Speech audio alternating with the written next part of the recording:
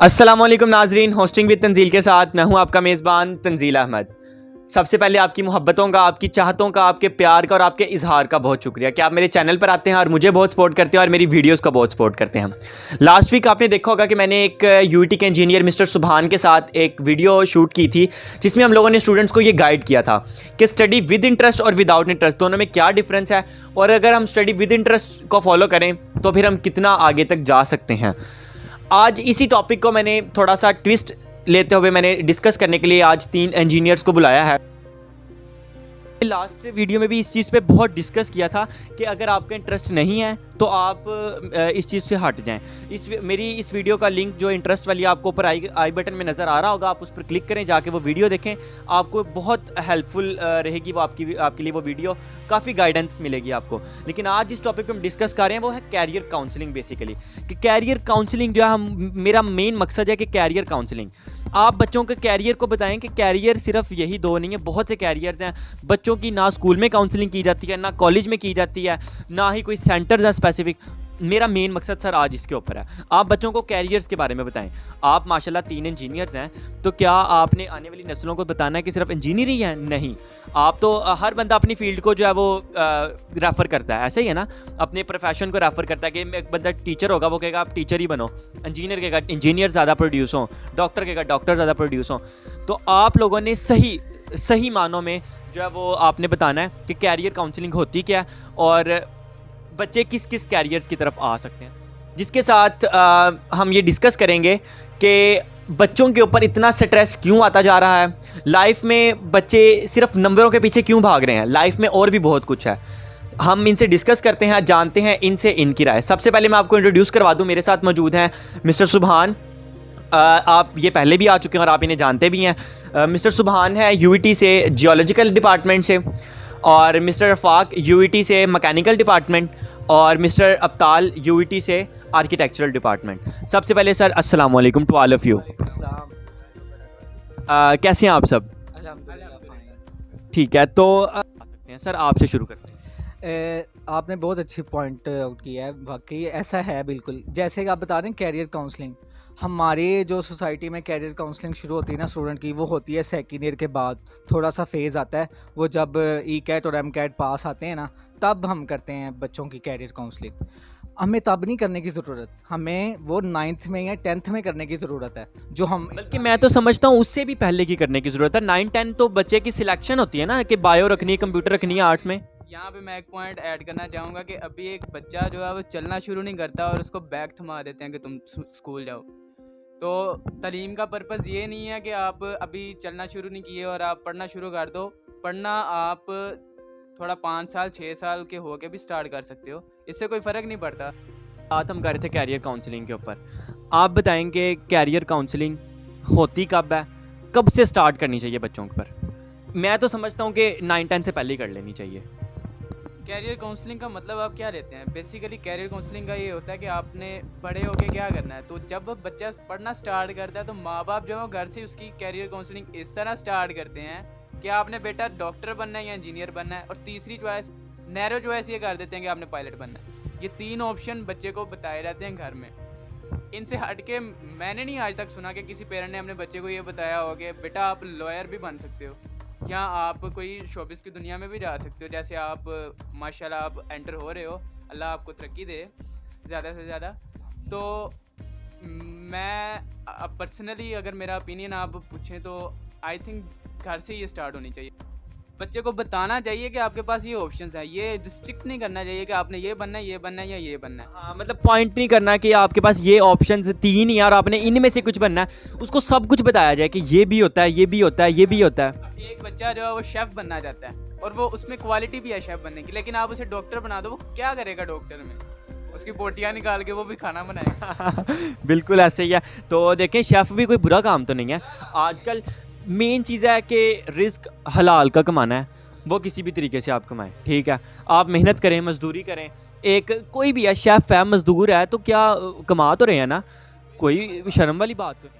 आपसे मैं ये पूछना चाहूँगा कि आप मुझे ये बताएं आपकी कैरियर काउंसलिंग कब हुई थी, या आप भी अपने किसी फैमिली मेम्बर को देखकर जो है वो इंजीनियरिंग फील्ड में आ गए हैं? वैसे आजकल के दौर में तो कोई कैरियर काउंसलिंग का कोई भी मतलब सही प्रॉपर वे में गाइड नहीं करता। तो मुझे भी इसी तरह मुझे भी किसी ने कोई गाइड नहीं किया। मैंने भी बस ये देखा कि ज़्यादा शोबे में मतलब जो ज़्यादा स्टूडेंट है वो यहाँ तो इंजीनियरिंग में जाते हैं या डॉक्टर में। तो मैंने भी देखा मेरा इंजीनियरिंग में दाखिला हो जाएगा कि नहीं। पहले मैंने स्ट्रगल की और मैं भी बेतुका से मतलब किसी ने गाइड नहीं किया। वैसे ही मतलब दोस्तों को देखा वो भी इंजीनियरिंग में दाखिला ले रहा तो मैं भी ले लेता हूँ। तो मैंने भी इसी तरह मतलब प्रॉपर वे में नहीं कोई अपना माइंड सेट नहीं किया था, बस वैसे ही आ गया। ठीक हो गया। सर आप क्या समझते हैं कि अगर कैरियर काउंसलिंग बच्चों की नहीं की जाती तो बहुत से बच्चे जब यूनिवर्सिटी में एडमिशन लेते हैं उसके बाद फिर जब 2-3 सेमेस्टर गुजर जाते हैं फिर उनको ये समझ आती है कि ये सब्जेक्ट तो हमारे में हम इंटरेस्ट ही नहीं है रखते इस सब्जेक्ट में, फिर वो समझते हैं कि हमारी डिग्री जो है वो ख़राब हो गई है, उनका फ्यूचर ख़राब हो जाता है, उनका पैसा ख़राब हो जाता है। आप इस बारे में मुझे क्या कहेंगे? अच्छा, इसमें मैं एक पॉइंट ये ऐड करूँगा। आपने जो बात कही कि बाद में पता लगता है, मुझे पहले पता लग गया था कि मेरा इसमें इंटरेस्ट नहीं होगा। 9th क्लास की बात है, जब 8 से 9th में आए तो सब्जेक्ट सिलेक्शन हो रही थी हमारी, आर्ट्स में जाना है, साइंस में जाना है, और साइंस में कंप्यूटर में जाना है या बायो में। तो मैं थोड़ा सा लेट गया था क्लास में जब सिलेक्शन हो रही थी। तो सर ने मुझसे पूछा कि क्या रखनी है, तो मैंने बस मुझे समझ नहीं आई कुछ, तो मैंने बोला कि मैंने कंप्यूटर रखनी है। मैं जाके कंप्यूटर वाली लाइन में बैठा और सामने ही बायो वाली लाइन में मेरे ये दोस्त बैठे हुए थे। मुझे तब पता लग गया कि मेरा इंटरेस्ट कंप्यूटर में नहीं है। फिर मैंने सर से रिक्वेस्ट की कि सर मुझे बायो में बिठा लें, तो तब सर ने मुझे थोड़ा सा गुस्सा किया था, लेकिन मैं बायो में बैठ गया था। सर को पता था ना कि आप एक अच्छे स्टूडेंट हैं, तो जाहिर बात है सर ने मना थोड़ी करना था। तब सर को नहीं पता था कि मैं अच्छा स्टूडेंट हूँ। अच्छा, तो सर मेरा क्वेश्चन आपने जैसे मैंने पूछा कि बच्चों का जो स्टूडेंट्स का जो उनका फ्यूचर ख़राब हो जाता है, उनकी डिग्री ख़राब हो जाती है जब उनको पता चलता है कि क्योंकि कैरियर काउंसलिंग नहीं ना हुई होती, बच्चों को पता ही नहीं होता मैंने ये सब्जेक्ट्स पढ़ने हैं या नहीं पढ़ने, ठीक है। तो बाद में जब उनको पता चलता है तो कितना उनके लिए स्ट्रेस वाली बात है। देखिए उनका फ्यूचर ख़राब हो गया, उनका पैसा बर्बाद हो गया, बिकॉज कि उनको पता नहीं था, उनको गाइड नहीं किया गया था। अगर यही हमारी सोसाइटी में उनको गाइड किया जाए, प्रॉपर सेंटर्स बने हो कॉलेजेस के अंदर, स्कूल्स के अंदर, उनको ये गाइड किया जाए, उनको बताया जाए, तो मेरे ख्याल में 90% जो हमारे नौजवान हैं जो इस डिग्री प्रोग्राम में आते हैं वो बहुत से डिग्रियां ख़राब होने से बच जाएँ, बहुत से फ्यूचर्स ख़राब होने से बच जाएँ, क्योंकि उनको पहले ही पता लग जाएगा कि मैंने ये फील्ड में जाना है और मैं इसमें 100% जो मैं एफर्ट पुट करूँगा। आपकी ये बात है कि कैरियर काउंसलिंग जो है वो किसी भी डिपार्टमेंट में, किसी भी इंस्टीट्यूशन में नहीं है। में हर इंस्टीट्यूशन में कम से कम एक कैरियर, एटलीस्ट यूनिवर्सिटी लेवल पे तो नहीं, लेकिन यूनिवर्सिटी पे ना हो, लेकिन एटलीस्ट स्कूल और कॉलेज में तो मस्ट लाजमी होनी चाहिए, ताकि बच्चे अपना फ्यूचर डिसाइड करने से पहले उनको पता लग जाए। बिल्कुल ऐसे ही है। बिल्कुल ऐसी बात है। हमारी कैरियर काउंसलिंग ना, जैसे मैंने पहले भी मेंशन किया, वो बहुत लेट की जाती है। तब की जाती है जब पानी आपके सर से गुजर चुका होता है। लेकिन इसमें जो बेसिक चीज़ है ना हमारे पास, वो ये है। अच्छा, कुछ स्टूडेंट्स ऐसे भी हैं, जैसे अगर मैं हूँ ना, मेरी ख्वाहिश है कि मैंने बनना था सिविल इंजीनियर या मैंने आर्किटेक्चर इंजीनियर बनना था। अब मेरे मार्क्स कम आए हैं तो मैं नीचे वाली, अब मैं ये नहीं सोचूंगा कि मैं अगले साल दोबारा ई-कैट दे दूँ। मैं कहूँगा यार मेरा जहाँ एडमिशन हो रहा है मैं चला जाऊँ। तो ये तो नहीं ना मकसद है। मकसद तो ये नहीं, इसका मतलब है सिर्फ हमने क्या, हम तो बस एडमिशन लेने के लिए पढ़ रहे हैं। एम से तो जो मेरा एम था, जिसकी तरफ मैंने जाना था, वो तो मुझे पता ही नहीं है। अगर तो मेरा एम था कि मैंने क्या करनी है, सिविल करनी है या मैंने मैकेनिकल करनी है, तो अब मेरा नहीं हुआ उसमें, मेरा पेट्रोलियम में हो गया है, पेट्रोलियम में नाम आ रहा है तो मैं उसमें चला जाता हूँ। तो वो तो फिर मेरा एम नहीं है ना। वो तो यही है कि बस एडमिशन लेना है, यूईटी का टैग लेना है या किसी भी यूनिवर्सिटी का टैग लेना है मशहूर होने के लिए बस। स्टूडेंट्स जो है वो यही सोच के कि हमारा जो है यूईटी में बस एडमिशन हो जाए, क्योंकि हार्डली कोई ऐसा होता है कि यूईटी में जाए उसको डिग्री ना मिले। जो यूईटी में जाता है सबको तकरीबन मिल जाती है डिग्री। तो जो यूनिवर्सिटी में जो पढ़ते हैं ना, उनके लिए ऐसे ग्रेड अचीव करना कोई बड़ी बात नहीं होती। से मेरा क्वेश्चन ये होगा कि आप लोगों ने अक्सर देखा है कि आजकल के जो स्टूडेंट्स हैं, ये जो स्पेशली 19 और 20 के जो स्टूडेंट्स अब नए नए जो निकल रहे हैं, मैट्रिक के स्टूडेंट्स, बहुत ज़्यादा किताबों का भंबार उठाए अपने कंधों पर, फिज़िकली बहुत वीक, मेंटली हाईली स्ट्रेस्ड। आखिर क्यों है? आज आप लोगों ने इस चीज़ को क्लियर करना है। हम लोगों को ये मैसेज देना चाहते हैं कि सिर्फ मार्क्स ही सब कुछ नहीं होते, लाइफ में और भी बहुत कुछ है करने के लिए। मेरे प्लेटफॉर्म से अगर बच्चे मेरे से कुछ समझ जाएं, कुछ सीख जाएं, तो मैं समझता हूं कि ये हमारे लिए बहुत बड़ी अचीवमेंट की बात है। And specially thanks to all of you कि ये आपकी वजह से सीख जाएंगे। और मेरा क्वेश्चन सर आपने सुन लिया कि बच्चों के जो फिज़िकल है वो बहुत वीक हैं, मेंटली बहुत स्ट्रेस हैं और स्टडीज़ को लेके तो बहुत ज़्यादा टेंस हैं। आप क्या कहते हैं सर इस बारे? इस बात पे मैं ये आपकी बात को वाकई एग्री करता हूँ। आजकल आप देखते हैं बाहर मुआशरे में हमारे जो भी हैं, बच्चा इतना भारी भारी बैग है, उतना उनका वज़न नहीं जितना उनके बैग्स का वज़न है। कि अगर मेरे 700 मार्क्स आए हैं, 600 आए हैं, तो आगे तो लाइफ ख़त्म है। ऐसा तो है ही नहीं है। आप देखें 700 वाला या 600 वाले बच्चे के कॉन्सेप्ट ज़्यादा क्लियर होते हैं 1000 वाले बच्चे से। ये आज मैं जो बात आपको बता रहा हूँ ये बिल्कुल क्लियर और लाउड है, इसमें कोई किसी तरह की एम्बिग्विटी नहीं है। और ये क्यों ऐसा, क्योंकि वो पढ़ता है कॉन्सेप्चुअली जो 6 और 700 वाला है। तो 1000 वाला होता है ना, वो क्रैमिंग वाला बच्चा होता है, उसको ये भी पता होता है ये लाइन इधर भी लिखी हुई है, लेकिन उसे ये नहीं पता होता इसका मतलब क्या है। मैं हर एक को पॉइंट आउट नहीं कर रहा।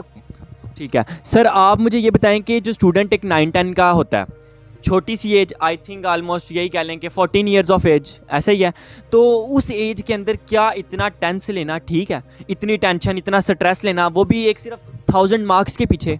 देखिए, बात यह है कि वो छोटा सा बच्चा है अभी, तो उसके लिए स्ट्रेस लेना ऑब्वियसली बात है कि अच्छा तो नहीं है, लेकिन फिर भी उस पर स्ट्रेस लिया जाता है। सुभान की मैं बात से एग्री करूँगा, लेकिन एक पॉइंट ये भी है कि ये बोर्ड जो होते हैं, एग्ज़ाम बोर्ड्स, ये 1000+ मार्क्स उन बच्चों को देते हैं जिन्होंने रट्टा लगाया हुआ है। ये बात इन्होंने की है, लेकिन वो 1000+ इसीलिए आते हैं क्योंकि उन्होंने रट्टा लगाया हुआ है। जिनके 600 to 700 आते हैं, वो एग्ज़ाम में इसलिए 600 to 700 लेते हैं क्योंकि उनके कॉन्सेप्ट अच्छे होते हैं, रट्टा नहीं लगाते वो।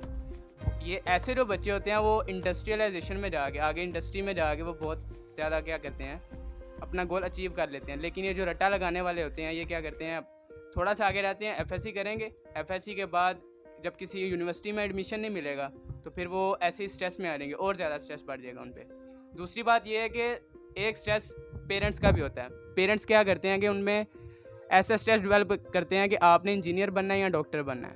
हालांकि इंजीनियर और डॉक्टर सिर्फ 2 चॉइसेस ही नहीं है बच्चे के पास। अब मुझे ये बताएं, देखिए जैसे आपने बताया कि बच्चा सिर्फ सोचता ही 2 चीज़ें हैं कि या तो उसने डॉक्टर बनना है या इंजीनियर। ये बातें उसके माइंड में या तो उसके पेरेंट्स लेके आते हैं या उसके टीचर्स लेके आते हैं।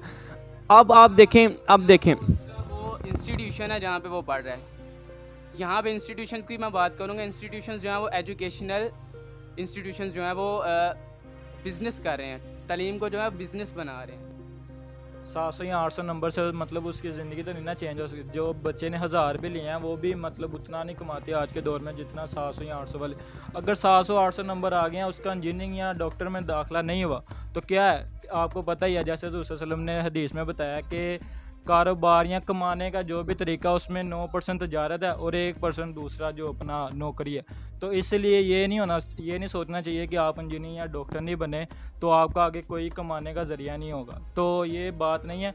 आप ये भी है कि 700-800 नंबर लेके आप कोई अपना बिज़नेस शुरू करो जिससे आपको क्या मिले, प्रॉफिट मिले, जो आपकी लाइफ में मतलब फिर भी स्ट्रगल करना। ठीक है, मैं आपकी बात से बिल्कुल एग्री करता हूँ कि अब ये जो बात आपने की है कि 700 और 800 नंबर जो है कि अगर आप ले लेते हैं तो इसमें कोई बुराई नहीं है। ठीक है, आपके अंदर 800 नंबर लेने के बाद भी ऐसी स्किल्स होनी चाहिए और होती हैं। अल्लाह ताला की तरफ से हर इंसान में गॉड गिफ्टेड कोई ना कोई टैलेंट होता है। आपका अगर 800 नंबर आ गया, आप अगर इंजीनियर नहीं बन सकते, आप नई चीज़ें इन्वेंट नहीं कर सकते, आप मरीजों का इलाज नहीं कर सकते डॉक्टर बन के, आप कुछ और कर सकते हैं। ठीक है, लाइफ में, ज़िंदगी में, इस दुनिया के अंदर क्या सारे काम ख़त्म हो गए इन दोनों कामों के अलावा? या आप लॉयर बन सकते हैं, आप पायलट बन सकते हैं, आप होस्ट बन सकते हैं, आप एक अच्छे एंकर बन सकते हैं। ठीक है, आप शोबिज़ की फील्ड में आ सकते हैं, आप डिफरेंट फील्ड्स में जा सकते हैं, लेकिन अपने आप को बेटा चेंज करें, अपने माइंड को चेंज करें। हम यही सोचते हैं यार 6 और 700 वाला जो है ना, इसकी तो कोई लाइफ नहीं है। टू बी ऑनेस्ट मैं भी यही सोचता था, तब भी यही सोचता था, क्योंकि थिंकिंग ही वही थी। तो आज आपके प्लेटफॉर्म से आप बताने का मकसद ये है कि जो हम सोचते थे वो आने वाली नस्लें हैं वो ना सोचें, वो अपना माइंड को किसी और तरफ डाइवर्ट करें, वो हम जैसा ना सोचें। कुछ स्टूडेंट्स ये सोचते हैं कि ना, हालांकि मार्क्स लेना ज़रूरी भी हैं।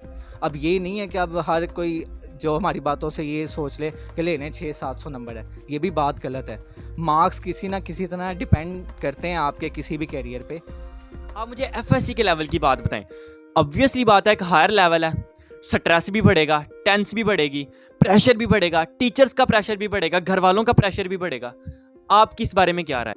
अच्छा, यहाँ पे आपने एफएससी की बात की, तो अगर मैं अपने एक्सपीरियंस के लिहाज से बताऊँ तो अप्रोक्सीमेटली 20% ज़्यादा स्ट्रेस बढ़ जाता है as compare to 9th and 10th। तो हम अपने टीचर से यही सुनते आए थे, टीचर्स को मेंशन तो नहीं मैं करूँगा ऑब्वियसली, तो टीचर्स हमें यही कहते थे 9th-10th आप क्लियर कर लो, एफएससी में आपके लिए क्या होगी, आसानी होगी, मौजें होंगी।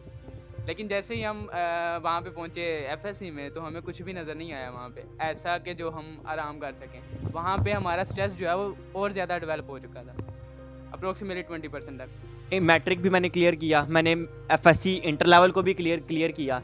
कितनी टेंशन बच्चे लेते हैं, कितना स्ट्रेस बच्चे लेते हैं। आते हैं जी अब आगे यूनिवर्सिटी लाइफ के ऊपर। सर बच्चे ई कैट क्लियर करते हैं, बच्चे एम कैट क्लियर करते हैं, डॉक्टरी में आते हैं, इंजीनियरिंग में आते हैं।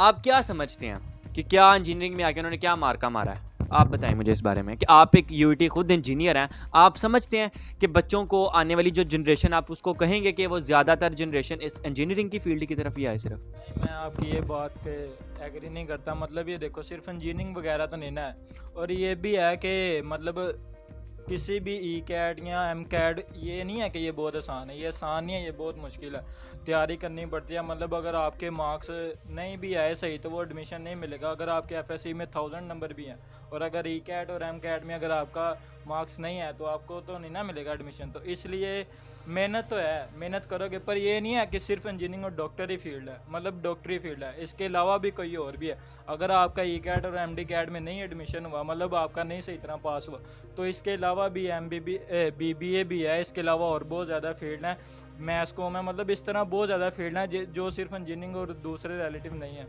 तो मैं तो यही कहना चाहूँगा कि मतलब सिर्फ इंजीनियरिंग पे ऊपर बेस या डॉक्टरी के ऊपर किसी के इंसिस्ट करने के बजाय, मतलब कई घर वाले कह देते हैं तूने डॉक्टर ही बनना है या इंजीनियर ही बनना है, तो ये नहीं है कि डॉक्टर के वो उसका लड़का बन रहा है डॉक्टर या उसका बच्चा बना है इंजीनियर, तू क्या कर रहा है। तो इस तरह वालिदैन का भी ये फ़र्ज़ है कि मतलब बच्चे को स्ट्रेस ना दें। आजकल तो यही होता है कि रिश्तेदार ज़्यादा कहते हैं वो देख उसका क्या बन रहा है, मतलब उसका बेटा इंजीनियरिंग कर रहा है और तू क्या कर रहा है, तेरे इतने नंबर क्यों कम है। तो मैं तो यही कहूँगा कि ये सबसे बड़ा जो फ़र्ज़ है ना वो वालिदैन का ही है कि मतलब वो अपने बच्चे को स्ट्रेस ना दे, कि वो ये ना कहें कि मतलब वो दूसरे बच्चे मतलब इतना पढ़ें और आप क्यों नहीं पढ़े। तो ये मैं यही बस करना चाहता हूँ। ठीक है, यानी कि आपकी बात समझ गए हैं, ये बात कि आप ये कहना चाह रहे हैं कि बच्चे जो हैं इतनी टेंशन ना लें, ठीक है, अगर वह इंजीनियरिंग में नहीं आ सकते, और ख़ासकर किसी फैमिली मेम्बर को देखकर तो बिल्कुल ना आए, क्योंकि वो फैमिली मेम्बर का इंटरेस्ट था, आपका इंटरेस्ट तो नहीं है ना। हो सकता है आपका इंटरेस्ट कुछ और हो। बिल्कुल एग्जैक्टली आपने बिल्कुल सही पॉइंट आउट किया है।